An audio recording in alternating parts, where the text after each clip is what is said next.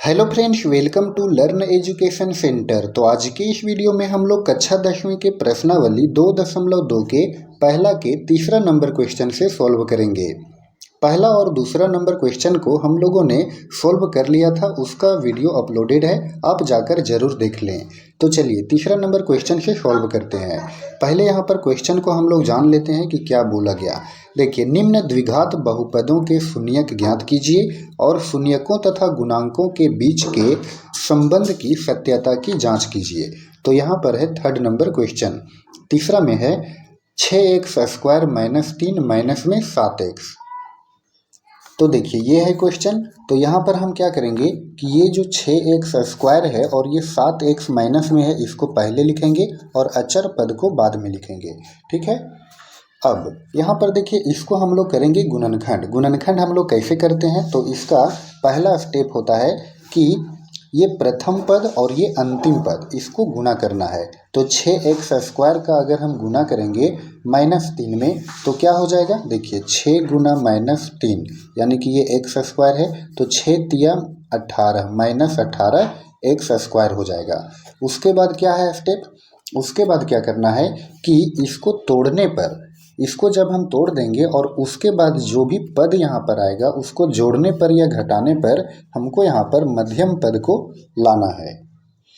तो अगर हम इसको तोड़ते हैं 9 और 2 में, और यहाँ पर x² है तो x यहाँ पर लगा दिए और x यहाँ लगा दिए। ठीक है। यहाँ पर हमको लाना है माइनस में 7x। तो ये जो बड़ा है इसको यहाँ पर माइनस में रखते हैं और इसको रखते हैं प्लस में। इससे क्या फ़ायदा होगा, देखिए माइनस प्लस माइनस यानी कि ये घट जाएगा। तो 9x में 2x को घटाएंगे तो ये हो जाएगा माइनस में 7x, क्योंकि बड़ा का चिन्ह उतरेगा। ठीक है। तो इसको घटाने पर आ गया माइनस में 7x। जब हम इसको गुणा करेंगे तो क्या होगा, 9 दूनी 18, x का गुना x में तो 18x² और माइनस प्लस माइनस यानी कि माइनस में 18x² आ रहा है।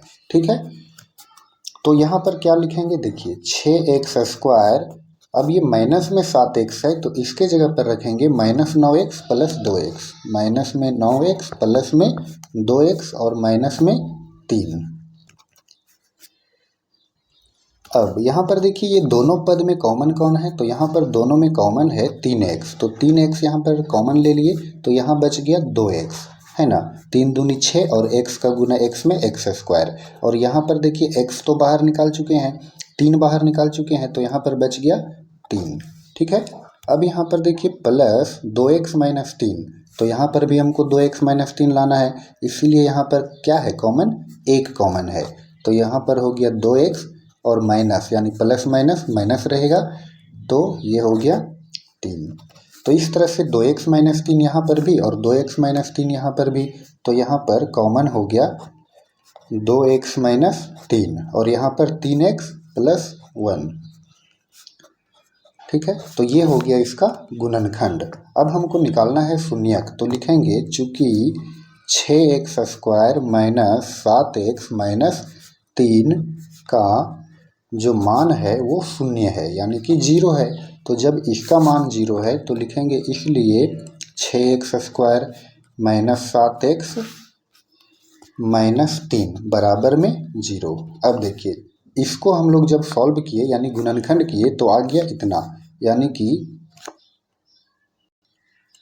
गुणनखंड करने पर आया 2x - 3 और फिर 3x + 1, तो इसके बराबर में भी 0 हो जाएगा। अब यहाँ पर 2x - 3 तो इसके बराबर में 0 और फिर ये 3x + 1 है और बराबर में 0। अब क्या करेंगे, देखिए ये हो गया 2x बराबर ये 0, ये माइनस में है, माइनस में 3 है, LHS में इधर जाएगा, RHS में तो प्लस में हो जाएगा, यानी कि 0 + 3 हो जाएगा, तो ये हो जाएगा 3।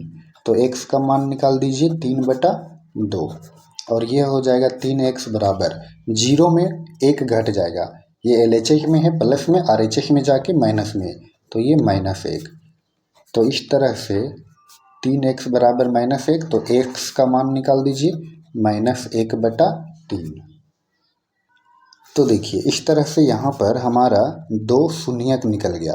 तो शून्यक निकल गया 3/2 और फिर एक निकला माइनस में 1/3। तो यही हमारा आंसर हो गया। ये तो शून्यक हो गया। अब क्या करना है कि हमको चेक करना है। तो चलिए हम यहाँ पर जांच करते हैं। जांच लिखेंगे, चलिए लिखेंगे शून्यकों का योग। एक बार शून्यकों का योग और एक बार शून्यकों का गुणनफल। तो देखिए शून्यकों का योग का सूत्र होता है -x का गुणांक और बटा में x² का गुणांक।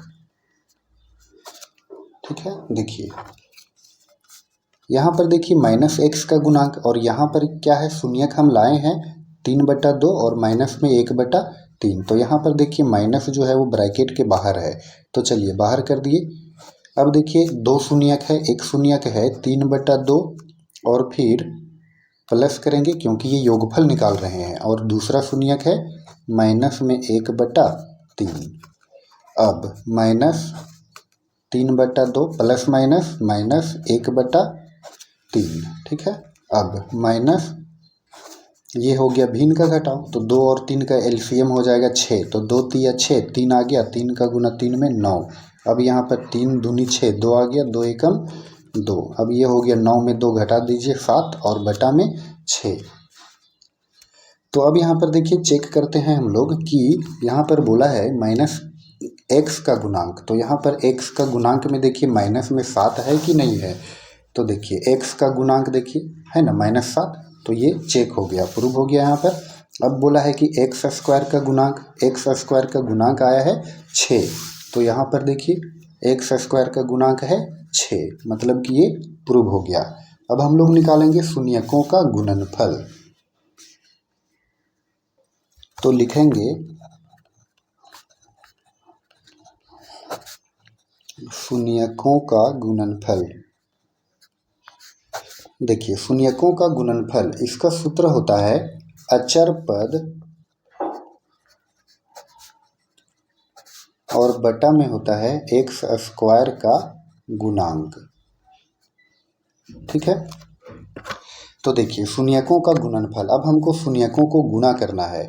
तो पहला जो शून्यक आया था वो क्या आया था, देखिए शून्यक आया है 3/2 और दूसरा आया है माइनस में 1/3। तो इसको गुणा कर देंगे। तो गुणा कर दीजिए, 3/2 गुणा -1/3। देखिए 3 का गुना -1 में -3 और 2 तिया 6। तो देखिए अचर पद में -3 है, देखिए -3 है अचर पद में, और फिर क्या कहा है x² का गुणांक 6। तो देखिए x² का जो गुणांक है वो कितना है, 6 है। तो इस तरह से ये प्रूव हो गया। चलिए अब हम लोग चलते हैं चौथा सवाल। चौथा में है 4u² + 8u। ठीक है, चौथा नंबर को सॉल्व करेंगे। देखिए ये है चौथा नंबर क्वेश्चन। बहुत सारे बच्चों का कन्फ्यूजन रहता है कि ये तो बहुपद के रूप में तो है ही नहीं, क्योंकि ax² + bx + c के रूप में नहीं है। ठीक है, तो ये देखिए इसको कैसे बनाएंगे।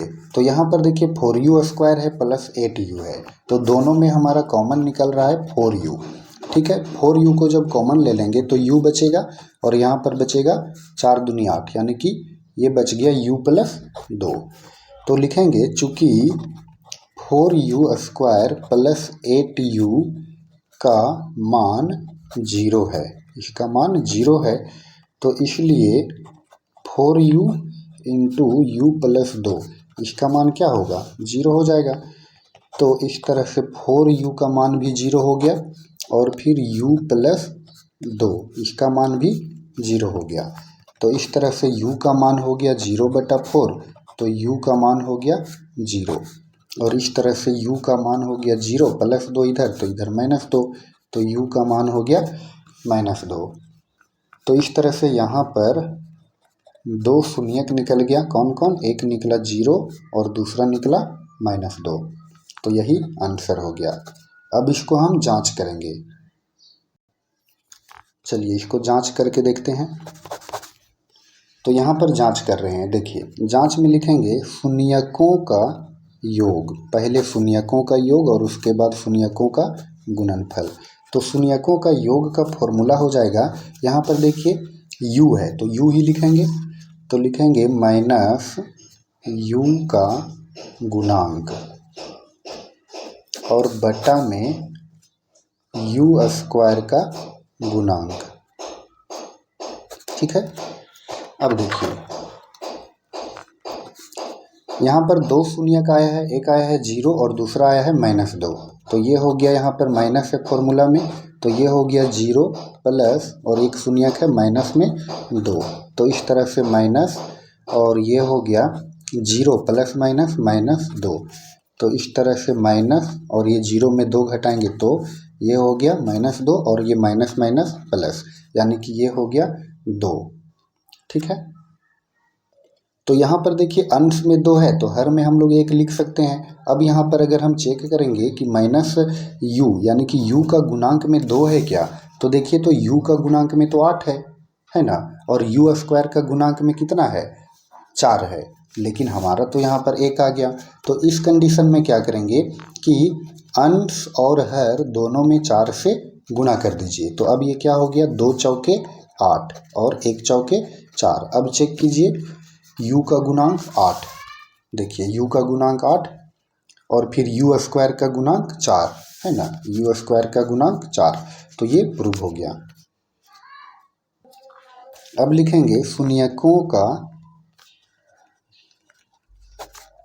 गुणनफल। तो शून्यकों का गुणनफल, इसका सूत्र हो जाएगा अचर पद बटा u स्क्वायर का गुणांक। देखिए यहाँ पर हमारा क्या आया है, 2 शून्य का आया है 0 और -2, तो इसको गुना कर दीजिए, 0 गुना -2, तो ये क्या हो जाएगा 0 हो जाएगा, है ना। तो देखिए इसको हम लिख सकते हैं 0/1 भी लिख सकते हैं, लेकिन यहाँ पर देखिए अचर पद में देखिए यहाँ पर अचर पद है ही नहीं, कुछ नहीं है, मतलब 0 है, और यहाँ पर बोला है u स्क्वायर का गुणांक। तो अगर हम यहाँ पर देखिए u स्क्वायर का गुणांक है 4, u स्क्वायर का गुणांक 4 है, तो ये बटा में हम 4 लिख सकते हैं। क्यों? क्योंकि अगर हम 4 से 0 में हम भाग देंगे तो फिर 0 ही होगा। तो इस तरह से ये प्रूव हो गया। तो फ्रेंड्स आई होप कि आपको प्रश्नावली 2.2 का पहला का तीसरा और चौथा प्रश्न अच्छे से समझ में आया होगा। तो अगर आपको ये वीडियो पसंद आया हो तो आप इस वीडियो को लाइक करें और इसी तरह का कक्षा 10वीं का पूरा मैथमेटिक्स का सॉल्यूशन देखने के लिए हमारे चैनल को सब्सक्राइब करना ना भूलें और इस वीडियो को अपने दोस्तों के साथ शेयर करें।